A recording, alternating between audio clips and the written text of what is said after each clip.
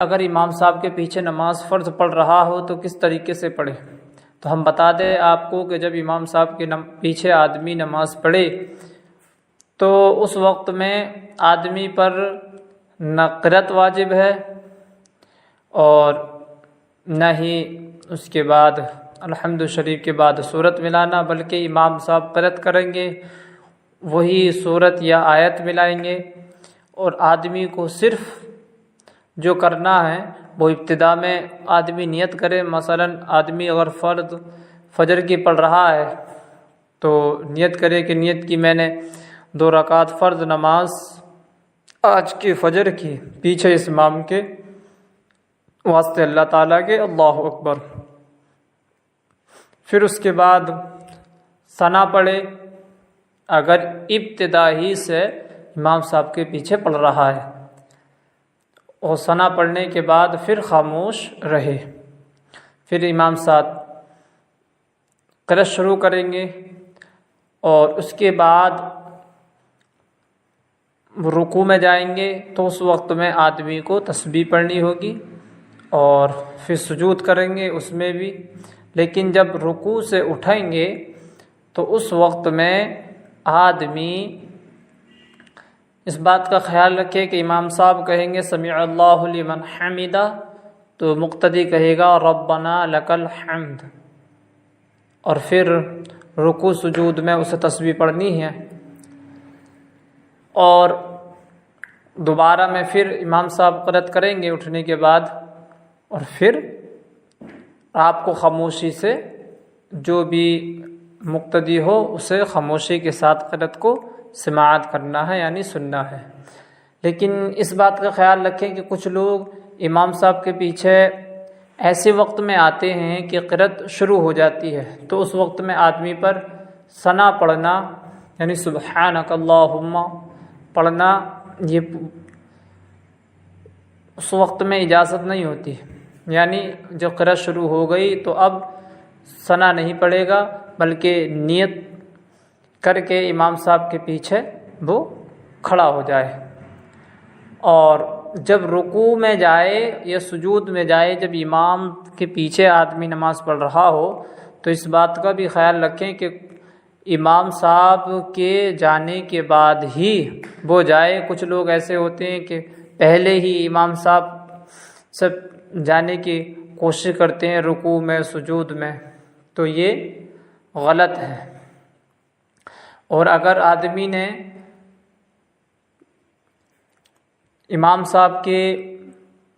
ساتھ جو نماز پڑھ رہا ہے تو کبھی ایسا ہوتا کہ آدمی آیا اور امام صاحب کی ابتدا ہی سے وہ نیت کی، اور امام صاحب نے ابھی اللہ اکبر یعنی تکبیر تحریمہ کہی بھی نہیں، اور مقتدی نے اگر کہہ دیا، تو ایسی صورت میں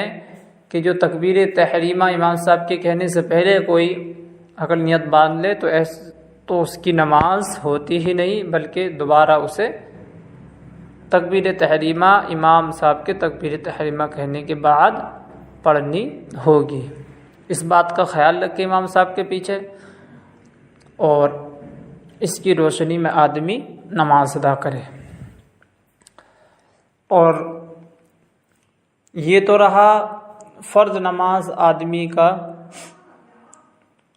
امام صاحب کے پیچھے پڑھنا۔ لیکن جب سجدے میں جائے تو ہم بتا دیں کہ کس طریقے سے آدمی کو سجدے میں جانا چاہیے، اور پہلے کیا رکھے، اور پھر اس کے بعد کون کون سے اعضاء ترتیب کے ساتھ رکھے۔ تو آدمی جب سجدے میں جائے تو آدمی کو چاہیے کہ پہلے آدمی دونوں گھٹنے زمین پر رکھے، پھر اس کے بعد دونوں ہاتھ، پھر اس کے بعد ناک، اور پھر اس کے بعد پیشانی، اور اٹھے تو اس وقت میں پہلے پیشانی، پھر ناک کو اٹھائے، پھر دونوں ہاتھ، پھر دونوں گھٹنے زمین سے اٹھا لے۔ یہ سجدے میں جانے کی اور سجدے سے اٹھنے کی ترکیب ہے۔ ایک بات اور بتا دیں کہ آدمی جب سجدے کی حالت میں ہو تب تو اس طریقے سے آدمی کو سجدے میں جانا اور سجدے سے اٹھنا چاہیے، لیکن جب قیام کی حالت میں ہو یعنی کھڑا ہو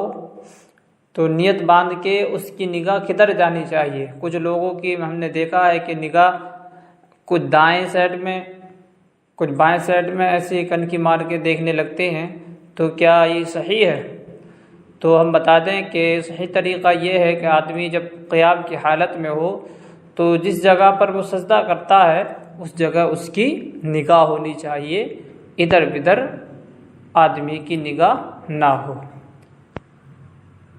آج اسی پر اختتام کرتے ہیں، انشاءاللہ اگلی آڈیو میں ہم بتائیں گے کہ سنتیں کس طریقے سے آدمی کو پڑھنی چاہیے، اس کی ترکیب کیا ہوگی، اور کتنی میں صورتیں ملانا ہے اور کتنے میں نہیں۔ آپ ہر آڈیو کو مکمل طور پر سنیں